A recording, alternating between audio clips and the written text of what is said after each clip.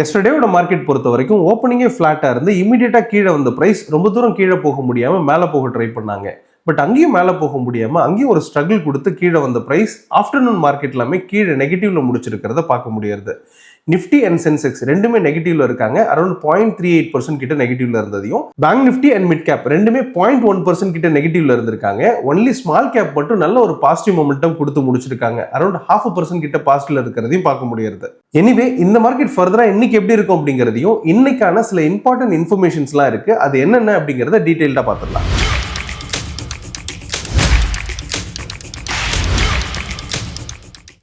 US India மேல again ஒரு warning கொடுத்துருக்காங்க. ரஷ்யா கிட்ட இருந்து ஆயில் வாங்குறத நிறுத்தல அப்படின்னா டாரிஃப் அதிகப்படுத்துவோம் அப்படிங்கிறத ட்ரம்ப் சொல்லியிருக்காரு. இதனாலையும் மார்க்கெட் கீழே விழுந்துச்சு அப்படின்னு சொல்லலாம். வரக்கூடிய நாட்கள்ல இது பாத்தீங்கன்னா ஒரு பெரிய இம்பாக்டா இருக்கிறதுக்கான வாய்ப்பு இருக்கு. ஆல்ரெடி இருக்கக்கூடிய 50% டாரிஃப் 15% ரெடியூஸ் பண்ண போறதா ஃபர்ஸ்ட் டைம் அனௌன்ஸ் பண்ணியிருந்தாங்க. பட் இது அகைன் பாத்தீங்கன்னா இன்க்ரீஸ் பண்றேன்னு சொல்லி இருக்கிறது ஒரு பெரிய நெகட்டிவ் அப்படின்னு சொல்லலாம். இந்த ட்ரம்ப்பை பொறுத்த வரைக்கும் எப்போ என்ன சொல்லுவார் அப்படிங்கிறது நமக்கு தெரியாது. அதே மாதிரி மார்க்கெட் பீக்ல இருக்கும் போதெல்லாம் ஒரு நெகட்டிவ் நியூஸ் கொடுத்திருக்காரு அப்படிங்கிறதையும் பார்த்திருக்கோம். இப்பவும் மார்க்கெட் பீக்ல தான் இருக்கு. இந்த இடத்துல ஒரு நெகட்டிவ் நியூஸ் கொடுத்தாரு அப்படின்னா, அதாவது எப்போ வேணா அது கொடுக்கலாம். அப்படி கொடுக்குற பட்சத்துல மார்க்கெட் பெருசா ரியாக்ட் ஆகிறதுக்கான வாய்ப்பு இருக்கு. அதுக்கு நம்ம அலர்ட்டா இருக்கணும் அப்படிங்கிறதையும் புரிஞ்சுக்கலாம். யூஎஸ் வெனின்சுலாவோட பிரசிடென்ட்டை அரெஸ்ட் பண்ணியிருக்காங்க. இதுக்கான காரணம் என்ன சொல்றாங்கன்னா, narco terrorism and drug trafficking, இந்த ரெண்டு ரீசனால இவர் அரெஸ்ட் பண்ணியிருக்காங்க. இதுல என்ன நடக்க போகுதுன்னா, வெனின்சுலாவில் நிறைய ஆயில் வளங்கள் இருக்கு.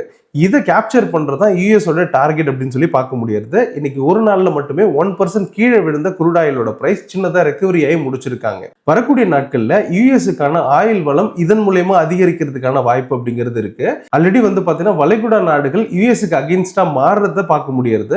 இந்த இடத்துல ஆயில் பாத்தீங்கன்னா இங்கிருந்து கிடைக்கிறது யூஎஸ்க்கு ஒரு நல்ல ஒரு பாசிட்டிவ்னு சொல்லலாம். பட் இந்த இடத்துல எந்த ஒரு ரிஃபைனரியுமே புதுசா இல்லை. அதனால பாத்தீங்கன்னா பெரிய லெவல்ல இன்வெஸ்ட்மெண்ட்ஸ் அப்படிங்கிறது யூஎஸ்ல இருந்து போறதுக்கான வாய்ப்பு இருக்கு. இதுக்கு டைம் எடுக்கிறதுக்கான வாய்ப்பும் இருக்கு. இதுல இந்தியாவுக்கு என்ன பாசிட்டிவ்னா, வெனின்சுலாவில இருந்து already Reliance and ONGC import பண்ணிக்கிட்டே வராங்க. அண்ட் இதுல பாத்தீங்கன்னா நிறைய பெண்டிங் பேமெண்ட்ஸும் இருக்கு. இந்த ரெண்டு கம்பெனியும் இந்த இடத்துல ஒரு சின்ன ஒரு பாசிட்டிவ் நியூஸ்னால, அதாவது பாத்தீங்கன்னா வரக்கூடிய நாட்கள்ல இது கரெக்ட் ஆயிடும் அப்படிங்கிற எதிர்பார்ப்பு இருக்கு. பார்க்கலாம் என்ன நடக்குதுன்னு சொல்லிட்டு. யூஎஸ்டி ஐஎன்ஆரை பொறுத்த வரைக்கும் 90.27ல ட்ரேட் ஆயிட்டு இருக்காங்க. யூஎஸ் டாலரோட பிரைஸ் இன்க்ரீஸ் ஆகிட்டே தான் வருது. அண்ட் இது லைஃப் டைம் ஹையை நோக்கி போயிட்டு இருக்கு அப்படிங்கிறதும் அனதர் புரிதலா நம்ம எடுத்துக்கலாம். பிரைஸ் மேல போகும் அப்படிங்கிறதுனால இந்தியன் ருப்பி வீக்கர் ஆகுது அப்படிங்கிறது இந்த இடத்துல புரிஞ்சுக்க வேண்டியதா இருக்கு. அப்படி பார்க்கும்போது இந்தியன் மார்க்கெட்டுக்கு அது ஒரு நெகட்டிவ் நியூஸ் அப்படிங்கிறதுனால வரக்கூடிய நாட்கள்ல இது ஒரு த்ரெட்டா இருக்கிறதுக்கான வாய்ப்பு இருக்குன்னு சொல்லலாம். கோல்டை பொறுத்த வரைக்கும் இந்தியன் கோல்டு இன்னைக்கு 1% மேல வந்திருக்காங்க.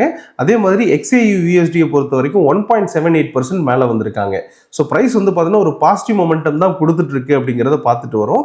சின்னதா பாத்தீங்கன்னா ஒரு கரெக்ஷன் கொடுத்தது இங்க இருந்து, அதாவது 4405ல ட்ரேட் ஆயிட்டு இருக்காங்க. இதோட பிரைஸ் 4500 நோக்கி போயிட்டு இருக்கு அப்படிங்கிறதும் புரிஞ்சுக்க முடியுது. இப்போதைக்கு மார்க்கெட் பாசிட்டிவ்ல தான் இருக்கு அப்படிங்கிறதுனால கோல்டுக்கான டிமாண்ட் இன்னும் குறையல அப்படிங்கிறதையும் புரிஞ்சுக்கலாம். சில்வருமே இதே ஸ்டேஜ்ல தான் இருந்துட்டு இருக்காங்க. இந்தியன் சில்வரை பொறுத்த வரைக்கும் 2.5% பாசிட்டிவ்ல இருக்கிறதையும், யூஎஸோட சில்வரை பொறுத்த வரைக்கும் 3.5% பாசிட்டிவ்ல இருக்கிறதையும் பார்க்க முடியாது. இன்னும் சில்வருக்கான டிமாண்டும் குறையல அப்படிங்கிறதும், பிரைஸ் ஒரு கரெக்ஷனுக்காக, அதாவது வந்திருக்கிற பிரைஸ் பாத்தீங்கன்னா $70 வரைக்கும் இது டுவர்ட்ஸ் பாத்தீங்கன்னா உங்களுக்கு அடுத்ததா 77.7 நோக்கி போயிட்டு இருக்கு அப்படிங்கிறது புரிஞ்சுக்கலாம். ஒன்ஸ் இந்த லெவலை பிரேக் பண்ணுச்சுன்னா பிரைஸ் பாத்தீங்கன்னா $85 வரைக்கும் போறதுக்கான வாய்ப்பு இருக்குன்னு புரிஞ்சுக்கலாம். குரூட் ஆயிலோட பிரைஸ் பொறுத்த வரைக்கும் $57.8ல ட்ரேட் ஆயிட்டு இருக்காங்க. இந்த வெனின்சுலா கேப்சர் அப்படிங்கிறது நெகட்டிவ் இம்பாக்ட் அப்படின்னு சொல்லலாம். இந்த குரூட் ஆயிலோட பிரைஸ் இன்னும் கீழே வர்றதுக்கான வாய்ப்பு அப்படிங்கிறது ரொம்பவே அதிகம். ஆல்ரெடி இதோட ட்ரெண்ட் டவுன்ல தான் இருக்கு அப்படிங்கிறதும், $55 நோக்கி போயிட்டு இருக்கு அப்படிங்கிறதும் ஆல்ரெடி நம்ம பார்த்தது தான். ஸோ ஃபர்தரா எப்படி இருக்கும் அப்படிங்கிறது பார்த்தீங்கன்னா இதோட பிரைஸ் கீழே போறதுக்கான வாய்ப்பு இருக்கு அப்படிங்கிறதுனால, இதனால ஸ்டாக் மார்க்கெட்டுக்கு பெரிய த்ரெட் இல்லை அப்படிங்கிறதையும் புரிஞ்சுக்கலாம். இந்தியா விக்ஸை பொறுத்த வரைக்கும் பிரைஸ் நல்லாவே ரெக்கவரி ஆயிருக்காங்க. 10.02ல ட்ரேட் ஆயிட்டு இருக்காங்க. ஆல்மோஸ்ட் 9 வரைக்கும் வந்திருந்ததை பார்க்க முடிஞ்சது. இந்த ரீசன்ட் டே வாலட்டிலிட்டினால மார்க்கெட்ல ஒரு சின்னதா பாசிட்டிவிட்டி அப்படிங்கிறது வந்திருக்குன்னு சொல்லலாம். இந்த ஐவி அதிகமாகிறது ஒரு பாசிட்டிவ்னாலுமே பிலோ 15 அப்படிங்கிறது வாலட்டிலிட்டி கம்மியா இருக்கு அப்படிங்கிறத இந்த இடத்துல ரெஜிஸ்டர் பண்ண முடியும். அப்படி பார்க்கும்போது ஆப்ஷன் செல்லருக்கு ஒரு நல்ல வாய்ப்பு அப்படிங்கிறதும், ஆப்ஷன் பையருக்கு பாத்தீங்கன்னா ப்ராஃபிட்டை சீக்கிரமா புக் பண்ணிட்டு வெளியில வரணும் அப்படிங்கிறத நம்ம நோட்டபிளா எடுத்துக்கணும். FIDE டேட்டா பொறுத்த வரைக்கும் DE ஆஸ் யூஷுவல் வாங்கியிருக்காங்க. 1764 crore வாங்கியிருக்காங்க.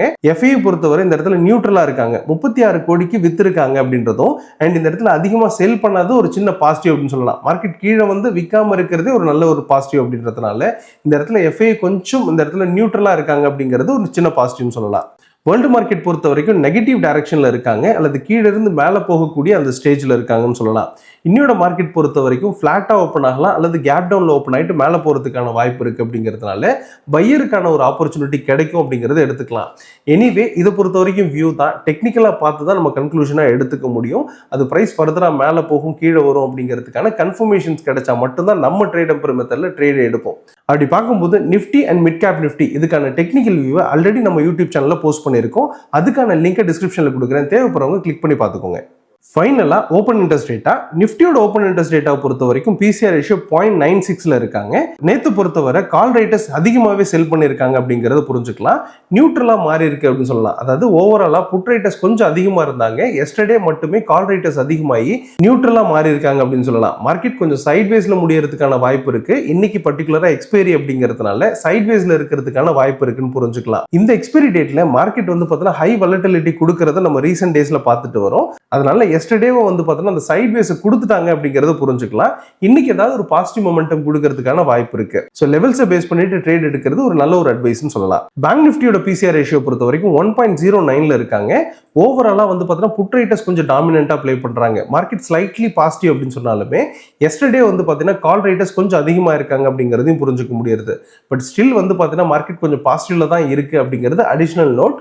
And market lifetime high கிட்ட இருக்கிறதுனால உங்களுக்கு பாசிட்டிவ் மொமெண்டம் வரதுக்கான வாய்ப்பு இருக்கு அப்படிங்கிறதையும் புரிஞ்சுக்கலாம். இதுதான் இன்னையோட மார்க்கெட்டுக்கான சில இம்பார்ட்டன்ட் இன்புட்டா இருக்கு. இது எப்படி இருந்தது, என்ன நடந்தது அப்படிங்கறத அடுத்தடுத்த வீடியோல பார்த்து தெரிஞ்சுக்கலாம். Thank you very much, all the best.